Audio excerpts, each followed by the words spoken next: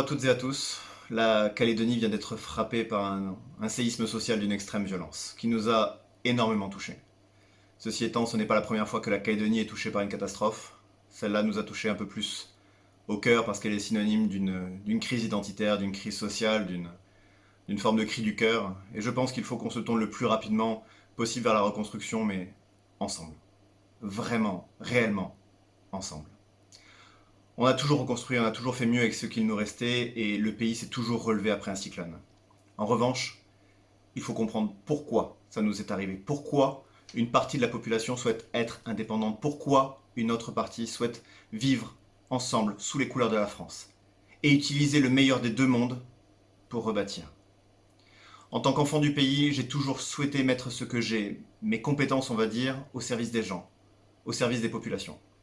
Je travaille dans la communication et dans l'événementiel et j'organise beaucoup de journées de cohésion et de formation pour les adultes en entreprise.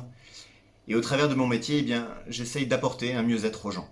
J'essaye de faire en sorte qu'ils se connaissent mieux eux-mêmes, de manière à mieux connaître ensuite le groupe. Et l'idée derrière tout ça, c'est de se retrouver à chaque fois, épaule contre épaule, pour regarder dans la même direction. Et souvent, quand on finit une journée de cohésion, on fait un sitting, on palabre, tous ensemble, pour voir ce qui a marché, ce qui n'a pas marché. Et je leur dis souvent une phrase qui est très importante pour moi. Des différences naissent les complémentarités. Des différences naissent les complémentarités.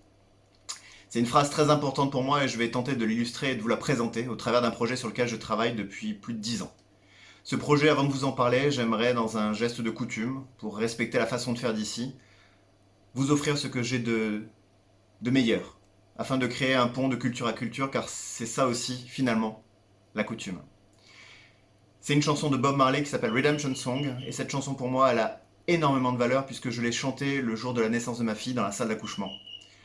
Pour moi, c'est une vibration que je souhaite propager à tout le pays, permettre aux gens de ressentir, de vibrer ensemble, de regarder dans la même direction et surtout de comprendre que, comme je l'ai compris le jour de la naissance de ma fille, on peut tous devenir une meilleure version de soi-même.